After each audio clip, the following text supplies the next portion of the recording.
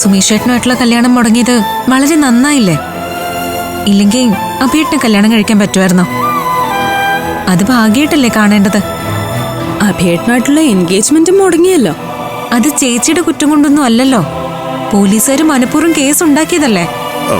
ഇത്തവണ ഒരു കുഴപ്പം ഉണ്ടാവില്ല. അതെ, ജോത്സ്യൻ മുഹൂർത്തം കുറിച്ചതുപോലും നല്ല സമയത്താ. അതെ.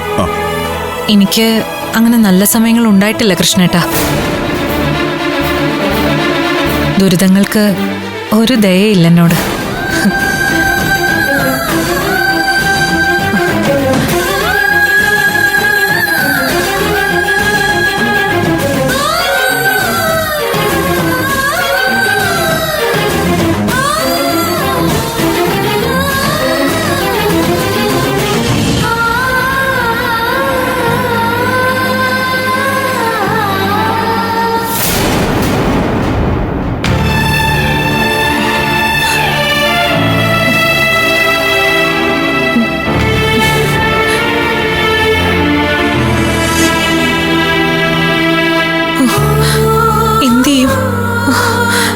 എല്ലാരും ഇത്രയും സന്തോഷിക്കുമ്പോ സത്യം ഞാൻ എങ്ങനെ പറയും? പറയാതിരുന്നാലോ? അതും ശരിയാവില്ല.